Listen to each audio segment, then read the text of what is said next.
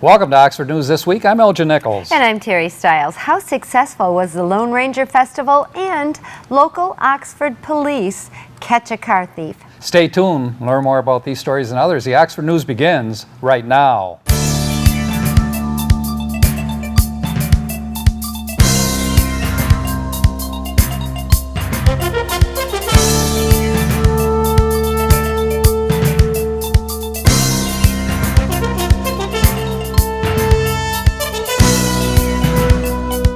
It was another great success for this year's Oxford Lone Ranger Festival, and the weather cooperated completely. The festival is in recognition of Brace Beamer, the radio voice of the Lone Ranger, who once called Oxford home. Along with the Lone Ranger, tonneau, horses, silver, and scout was a real-time vintage stagecoach, trappers, cowboys, and girls on floats. Fun was had by all at the festival events, which included vendors, artists, and games for the kids.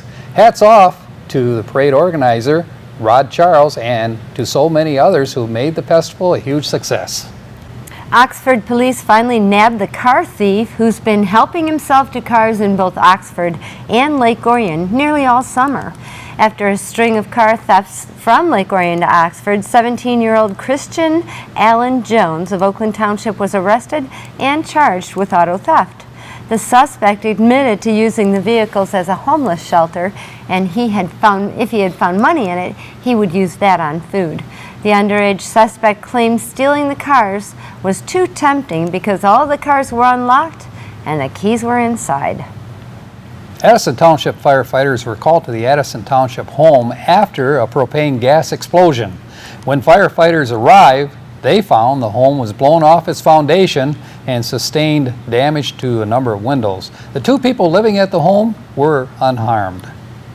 New DDA Director Joe Frost has his job cut out for him, literally. The board spent considerable time mapping out Joe's job priorities with an emphasis on establishing a positive image and greater interaction with the entire business district. No less important, secondary goals include greater use of all DDA social media.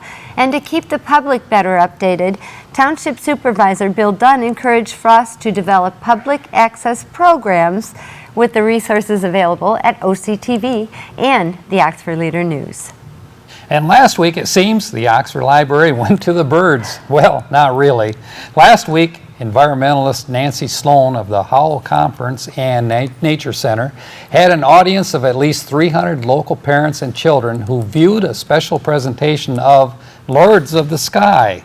Sloan brought a variety of live birds, including great horned owl and a bald eagle. She explained how these birds of prey hunt and how long they live and how they interact. Kudos to the Brian Cloutier, the library's director, for the many interesting programs that he brings to the library. A woman from Burton was caught stealing nearly $300 in merchandise from an Oxford store this week. When deputies checked her ID, they found that she had an outstanding warrant for shoplifting in Burton. The woman was arrested and taken to Oakland County Jail. A man was going door to door in the Oxford Lake subdivision trying to sell T-shirts on Lake's Edge Drive. He was issued a citation for soliciting without a permit. Remember, you must have a permit to sell door to door in Oxford Township. Failure to get one could result in costly expense to the door knockers. It may have been a case of mistaken identity last week, but it was not a happy ending for the wrong guy. An Oxford business owner reported that someone had thrown a cement block through the window of a car parked in his parking lot. He informed officers that the suspect may have been a former employee, thinking it was the owner's car, the business owner's car, but it was not. Police informed the car owner of the smashing, and the case is still under investigation. And a business located on South Lapeer Road in Oxford was broken into. Police found a screen slashed and a window open at the rear of the building. Employees told officers that $150 was missing from the cash drawer, and they were positive, though, that the building was completely secured the night before. Officers provided a report number to the owner and documented the crime as a point of record. It's something else. There's so much stealing going on and thievery going on in Oxford again this week. What's with that? Didn't we ask people last week not to do that? Aren't We they did. listening? Hey, For heaven's stay sake. tuned, you criminals out there. Yeah, I don't know. I've seen so many bad things in the news this week. The one thing that really upset me was the dentist that went hunting. I know it's been all over national news, and killed the animal, the lion that they had been researching. And they actually want to, the people in his home state, which is Minnesota, I believe, want him to be extradited. Extradited. Yeah, back to Africa, so he Right. can face charges, and as well he should. Cruelty and stealing, I just am having a hard time with. Well, those kind of things, I think they go on, worldwide and even locally. Yeah. I mean, Yeah. the news report that we had across the wire that said that this gentleman, I don't know if he's a gentleman, but he was in traffic and he accelerated his vehicle to run over a number of geese, domestic geese, and killed a whole flock of them. Only one survived. And fortunately enough, though, people that were following this guy got his license number, and Good. that is deliberate, not a good thing. That's If you have anger, I mean, take it out on animals and so forth. they're so innocent. They are Beat yourself so, up. so, Don't so touch them. innocent. But a happier note. Yes. Great festival again this year, and Channel 2 covered pre-festival, which I'm really proud, and Joe Young was promoting our community. Really, really proud. It's just getting better and better. And I think, this was the best one yet. I think there, we think everybody had says that, all yeah. the people on the side of the Yeah. streets, that Yeah. came to see this, and it was one of the longest parades too. I think that Oxford Yeah, I had. can't remember how many entries, 70-some entries. Yeah. It's getting better and better. And, the good- people are getting on board. They're starting to buy into it. Right. Yes, we are Brace Beamer's hometown. And yes, we are proud of it. And Oxford is not the only one. Lake Orion, Rochester, they're all joining in on the fun. So. Well, some soothsayers were saying, well, it's going to rain, well, it didn't, it was beautiful weather, had a great time. Take your umbrella. Yeah, I'm you telling look you. forward to that next year, folks. That's Lone it Ranger for Parade. Oxford News this week. If you want to learn more about these stories and others, stop by your local store and pick up a copy of the Oxford Leader newspaper, or better yet, catch us right here at OCTV on Charter Channel 191 and AT&T Channel 99. You did that good. I did. I didn't mess it up. And coming up on OCTV, tune in for Oxford School News with John Oetjens, and join Dave Kenny in Auto Talk and Science in the News. I'm Terry Stiles, and this is Oxford News This Week, where your news is closer to home. And I'm Elgin Nichols. Remember, always be kind to your friends and neighbors, and thanks for watching.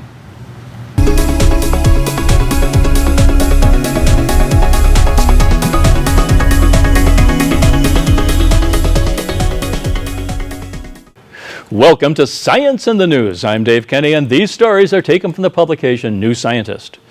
In our first story, plains of oozing glaciers and a hydrocarbon haze are the latest surprises to reach us from Pluto. 7 hours after NASA's New Horizons spacecraft passed Pluto, it took a picture of the dwarf planet looking back towards the sun. Close inspection of the sliver of atmosphere catching the sun showed bands of haze that extend 130 kilometers above the surface, much higher than expected. The layers of chemical haze are linked to Pluto's coating of a reddish-brown grime. Ultraviolet light from the sun breaks down the methane in its atmospheres into hydrocarbons, which produce the haze.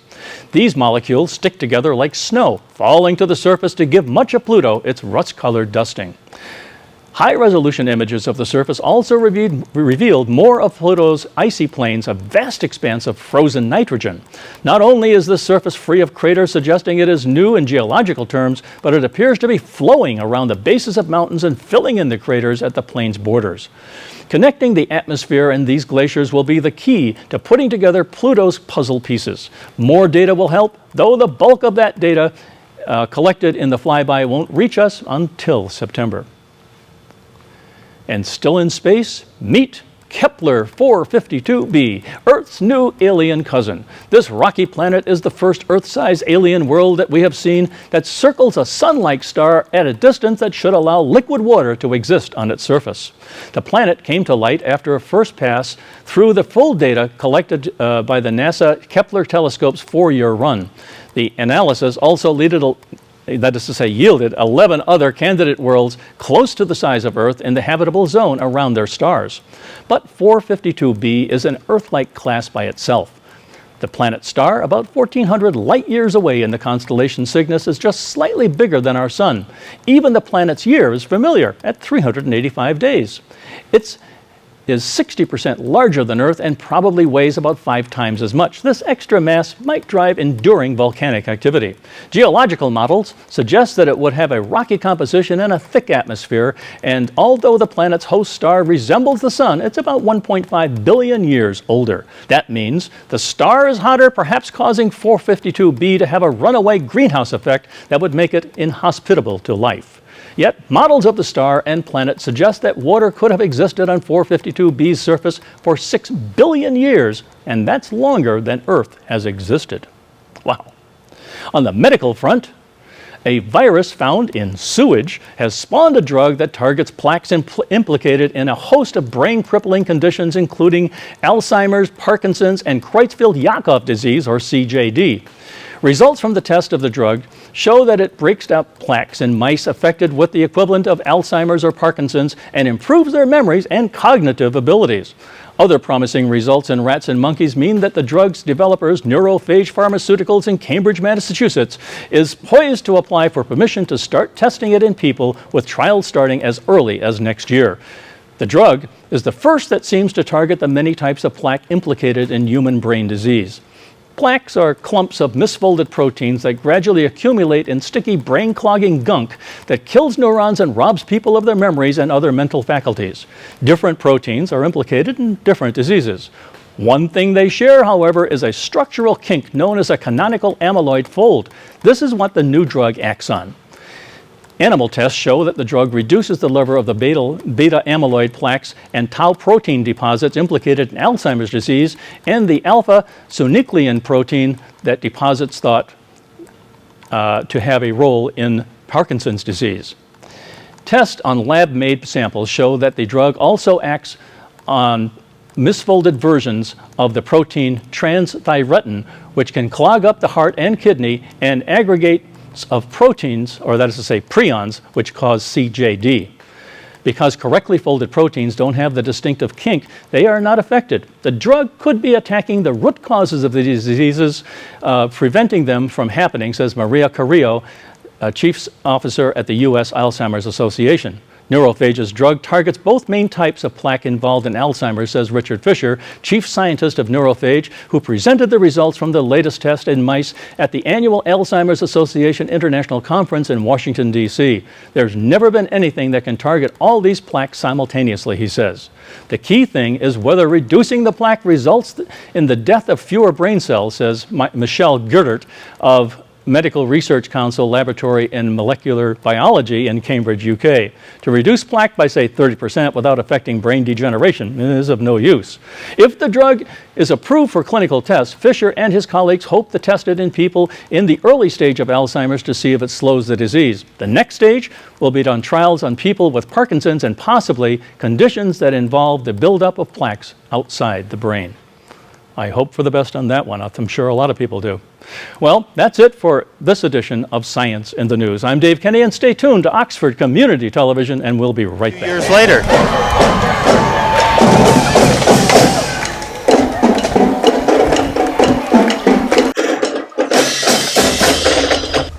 Thanks, Oxford, for another great Lone Ranger parade.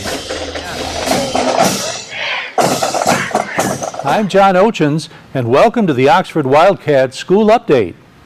Concern over the use of social media by our kids is a hot topic these days. One of the latest issues taking the attention of authorities is called sextortion.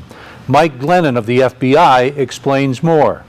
Sextortion is the use of images, information that is gleaned from an individual, typically on an online conversation or in social media of some sort, and it's used to intimidate that individual or make them do something that they don't want to do. So we've seen it in a myriad of different facets. Oftentimes it starts as an individual, a subject if you will initiate a conversation with, let's just use an example as a 13-year-old girl, and it may be something as simple as one of the roulette chat rooms or one of the roulette video programs, and they'll initiate a conversation, and they may pose themselves off as a 14-year-old boy as well. They'll develop or strike up a conversation. They'll then develop a relationship, and over a course of time, maybe the young lady sends an image that just isn't of good taste. I asked Ed Price of the Michigan State Police about the ultimate goal of these predators. They're after a lot of different things. A lot of it comes down to more exploitation of that victim. It could be them wanting more videos or more pictures of that person. It could also turn into human trafficking. We've had cases where it started off as sextortion, where they got pictures and images of these individuals and then forced them into being sex slaves out of fear that those pictures would get released to their parents or to other school kids in their area. You'll hear more from these gentlemen on a Schooling Around episode special covering human trafficking coming soon. Oxford lost one of its treasures a few days ago. Longtime resident Helen Smith passed away. Helen was involved in everything from cheerleading to the Booster Club. I had the pleasure of sitting down with Helen for a My Life interview last October. I asked her why our youth were so important to her. They're our future. They are our future. They'll be running our country. If we don't do for them now, they're not going to do for us later. And I'm a firm believer that you give back to your community.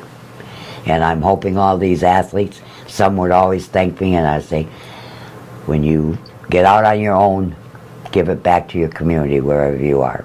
We also talked about the Booster Club. I was involved in the starting of the Oxford Wildcat Booster Club. And we got that started to give extra things to the sports that they needed. They'd come and ask for money. You know, I mean, it's like the soccer goalposts the Booster Club bought. It wasn't paid for from the school. A lot of that stuff, some of the uniforms were bought by the Booster Club, not by school funds, you know. And I thought the people should know. You know, every year when we had the senior athletes dinner, which I did that for 33 years. Helen was named Mother of the Year in 1973. She remembers. You know, I'm pretty proud of that, because I didn't have anybody in that class. My oldest girl, Gail, graduated in '74. So this was a class that picked me, and I was so surprised. But, you know, to be Mother of the Year, named from a class that you don't have anybody involved in, is pretty special. And that was so nice, and then I got to go to the races. The horse races? Yes, it was sponsored by Did you win any money? I did on the Mother of the Year race because I put $2 on every horse. You can see both half-hour My Lifes on our website, occtv.org. Helen Smith died on July 13th. She was 81, and she will be missed. That's the Oxford School News for this week. Jamie is up next with sports. This is Oxford Community Television, keeping it local.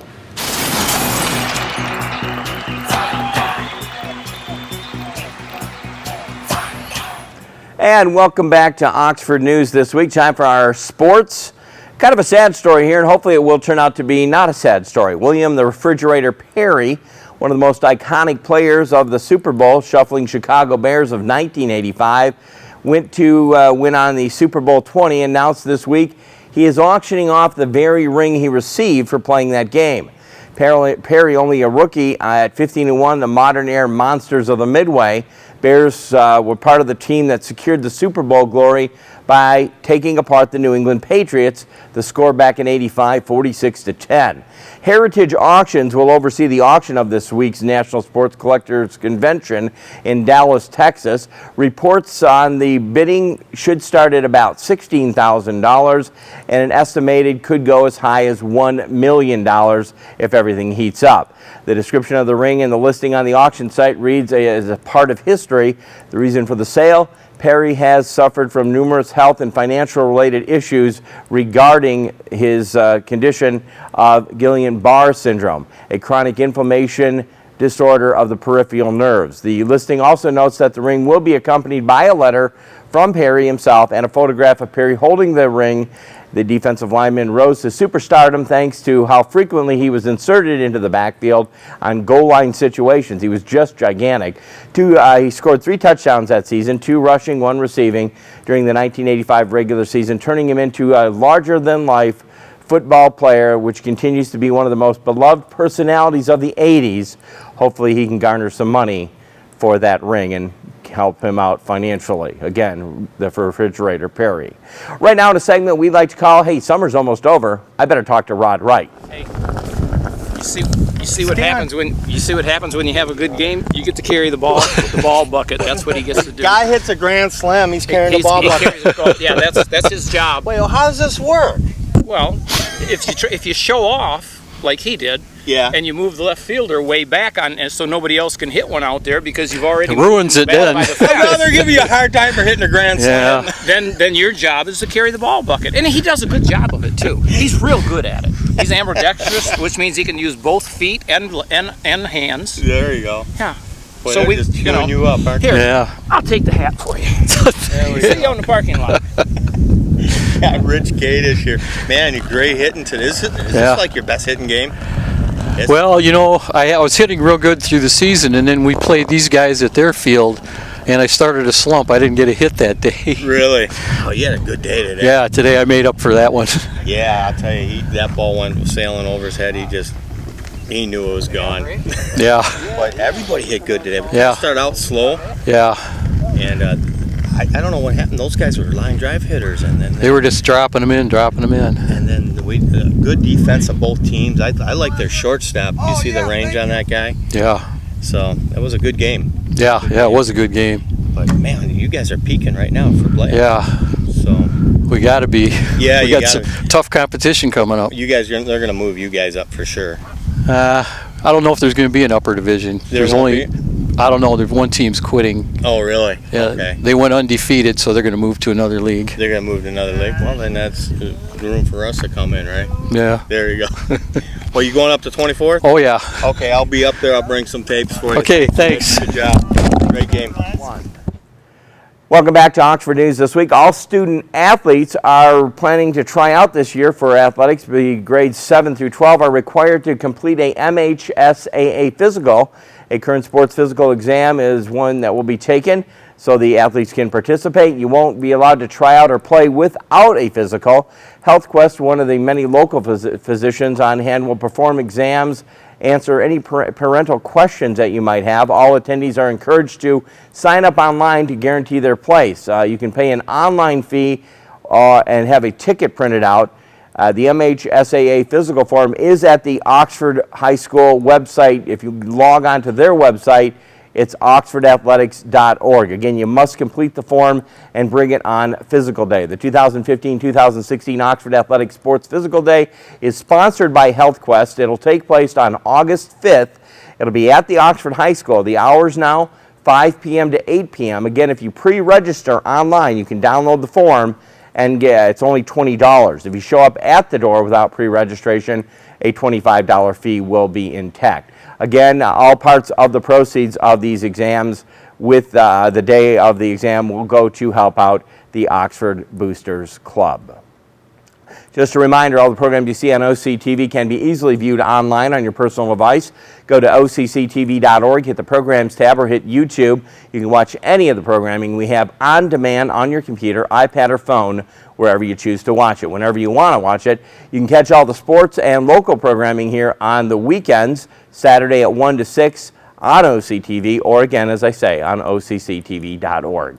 That puts the wraps on it. Have yourself a great week. Enjoy the summer, and maybe we'll see you later down the road. Take care of yourselves, everyone.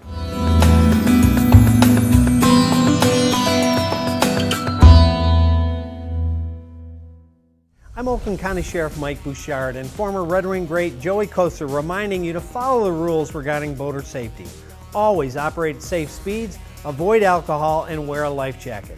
Don't let a great day on the water be ruined by bad decisions. Welcome to this edition of Auto Talk. I'm Dave Kenny, and these stories are taken from the publication Automotive News.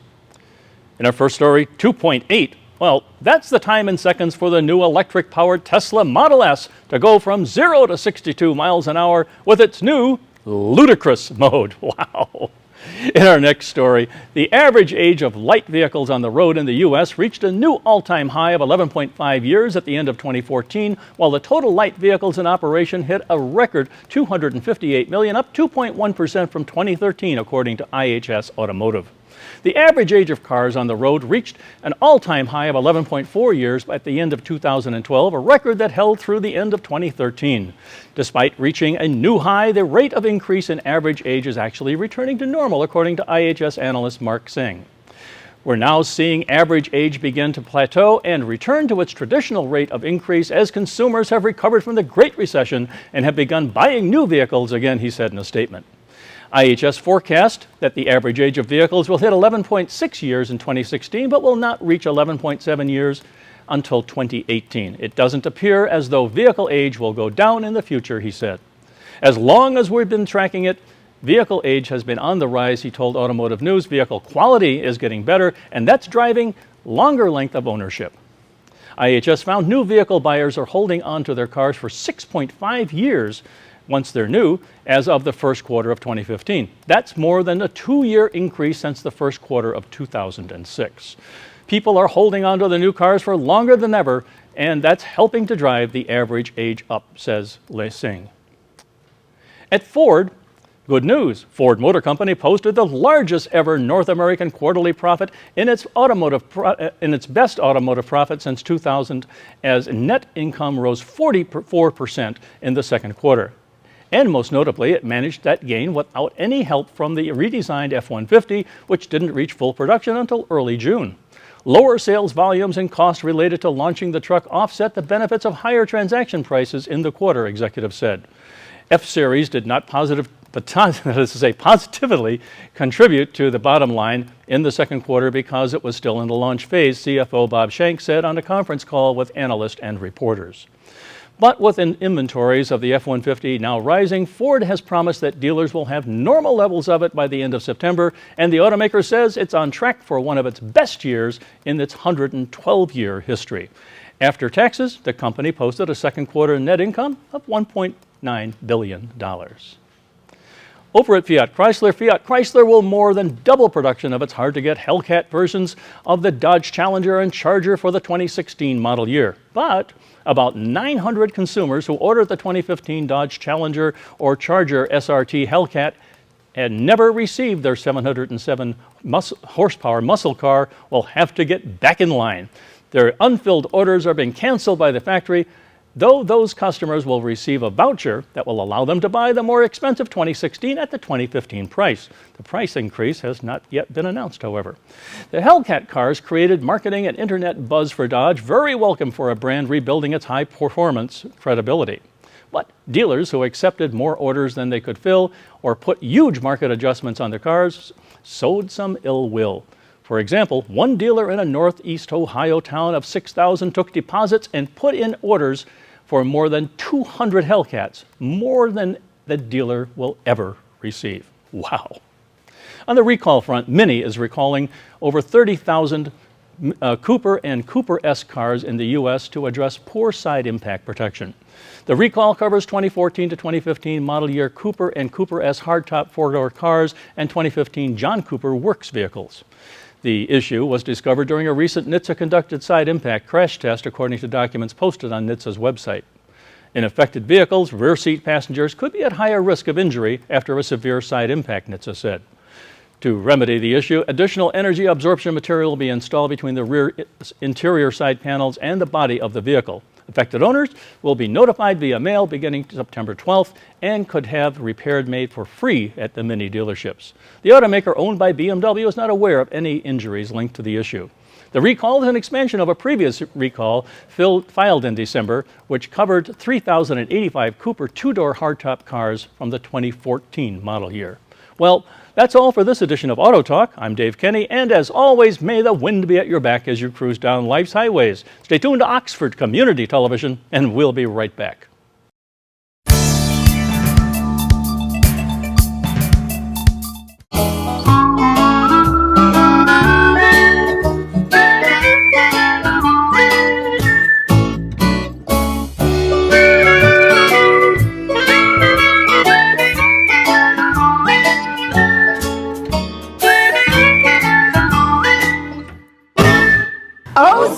TV is our community.